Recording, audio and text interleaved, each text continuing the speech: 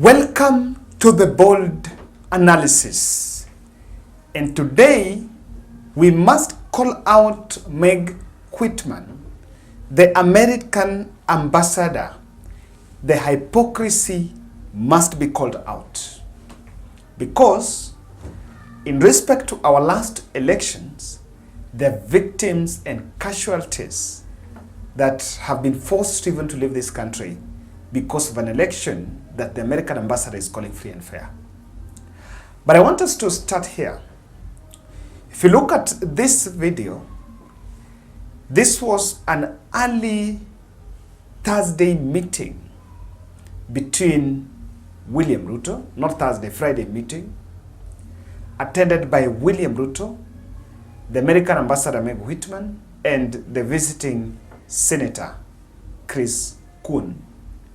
And the other person in the background is Alfred Mutua. After this meeting, William Ruto went to attend a graduation ceremony, I think on the other side of Eastlands, Nairobi. And during that event, he came out to defend Meg Whitman for her statement during the devolution conference that our election was fairest and freest in the history of this country. And I listened to William Ruto saying that Raila Odinga should not vilify the ambassador because America is helping country, Kenya, to get jobs. It's very true.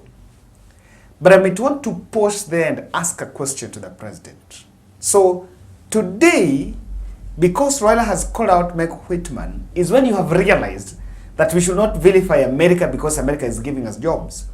While the president was speaking in South Africa, vilified Joe Biden on how the America handles African president and saying that they're disrespected.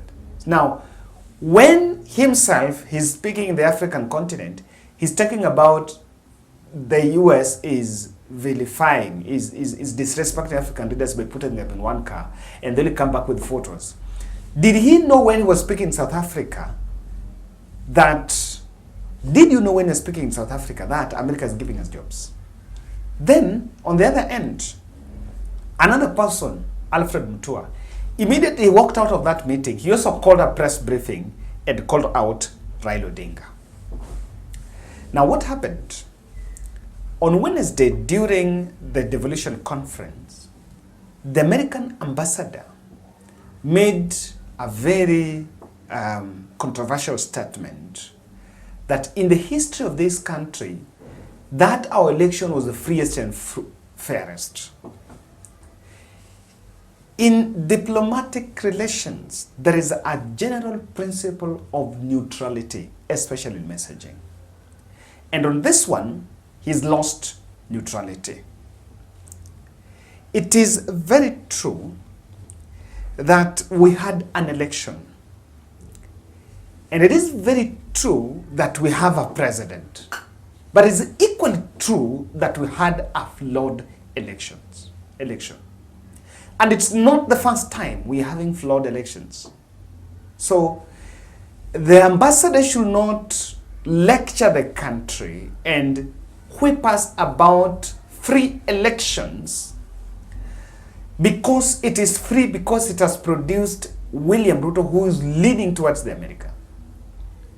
We must get this very right. Because the elections that Meg Whitman is calling free and fair, with all those, with the stressed, with the emphasized adjectives, using those emphasis adjectives. Does the ambassador know that Cherera and Masit are out of the country simply because they did not agree with the said results? And if that was to happen in American election, will it still meet the threshold of free and fair? Does she know? I guess she does. But she has opted to play that politics for the podium, and using even the wrong podium. Number two, if if we were to have, let's try to assume a free and a fair aspect. You have an election that a third did not turn up to vote. I don't want to challenge the fact that she's saying it's free and fair, but I just want to say that we did not meet that threshold because a third of voters did not walk to the polling stations. The difference between Raila and Ruto is 200,000 votes. And the commission was divided. But let's even not get into that. Let's look at it this way. Does the ambassador know that 6.9 people that voted for Raila Odinga know and think and feel that Raila was robbed? Does she? So when she was speaking there, which group is she addressing? And to that extent, she has lost the principle of neutrality in diplomatic relations. And that is why I support needs to be kicked out. What is she doing here? Because I understand that she was pursuing American interest by showing investors confidence. Do investors need to believe or rather get confidence from what the ambassador is saying, or even themselves? They have their own intelligence and can understand whether this country is stable because of our elections. We've had protests. Those are voices of dissidents. Do you want to say that we don't know what we are doing? And whereas America has to lecture us. And now, and you know, I analyzed something before the Evolution Conference that there's a plan to make sure Raila is blocked from addressing that. And I said one of my points why they didn't want Raila to go is because they wanted to pursue their own agenda.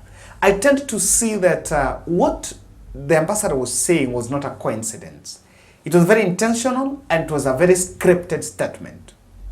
She was scripting something because that's a devolution conference. We expect more of devolution. How does free and fair election has to do with devolution conference in Eldoret? Because MEC arrived in this country a month to last general election. We've had elections in the past. We had flawed elections in 2013, 2017, and 2007 until the country even was torn in the middle because of flawed elections. So we've had a history of flawed elections. It is not something that I need to be very honest. It was just enough to say, I think the Kenyan elections was fair and free. It's fine. That's what everyone is saying. But when you put the fairest and, you know, you tend to put an emphasis, and that is now, you know, that's a bit provocative and exaggerated, an exaggeration of the whole statement. Contingent of diplomats have then raised questions and have been following a couple of those tweets and those now are talking in the talk shows. They're now raising questions and they have challenged that the ambassador is flaming emotions in the middle of a political compromise process known as dialogue. Then where does that put the dialogue? Because what people then think is that there should be end to hostilities. We've all agreed that not the whole of Kenya, not all the voters wanted William Ruto. Not all the voters supported William Ruto. But because the country needs to move forward, we said, okay, fine. We are in a democracy. Let them get their way, the minority get their say. But we are in a dispensation where, in a political discourse where we are looking for compromise.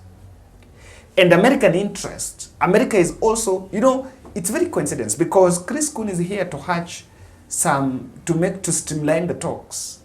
But then ambassador will then fly to Eldoret to flare emotions. How reckless can that be? You know, and that is why the diplomats have raised that we are planting seeds of discord amidst a process that should actually see us see peace. Ladies and gentlemen, there are some 4 observations I want to make with this. That statement is showing disrespect to the election dissidents. It's total disrespect, because does it mean that those who think that election was not free and fair are wrong? Does it mean so?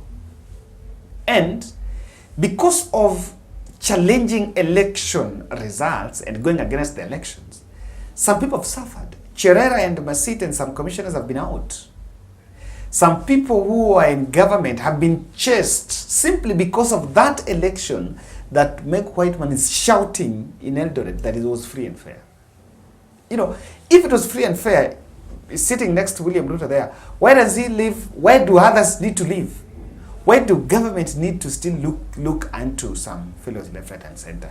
The last time there was a discussion about this election, Azimio Lamoja gave figures, some 8-point-something million figures. And this year he came and said, we want to investigate if those figures are genuine or not. And governments decided no. They were stopped because the only way to confirm whether those those were the results was to open the servers. And it's true, opening the servers after Kenyan election is a taboo. It has never been there. 2017 elections were thrown away because someone did not want to open the servers and tried to play games. And Maraga had to throw away those results. So, it is clear, and that is why I'm saying it's showing this dissidence to election, disrespect to election dissidents. Now, does Meg or America wants the talks to to suppress the discussion about election reform? Because one of the key issues that the country is talking about in that multi-personal talks borders election reforms. Now, do they want to suppress any call for election reforms? Because we are talking about election reforms having learned from previous elections, and our democracy is growing. Now, when you're saying that is the best, does America want us to use the same system we used in 2022 so that they can procure the same results? You know, and that is why I don't welcome it, especially in this environment, because we're talking about election reforms, and someone is then shouting, telling us it's free and fair, and so what? There were elections in UK, there were elections in Germany, where there were failure of the machines. In America, Trump versus Biden, Trump believed today that it was robbed. And the issue about election being flawed, everyone in this country, in this world, has been there. Is it unique to Kenya? And that is why we believe that this is not the right discussion from the ambassador. America is pursuing their interest, but then that interest, they're planting the seeds of discord. Why do you think they want that hostility? Why will they flare emotions now? Because they knew very well. 6.9 million who voted for Raila Odinga probably do not agree with it.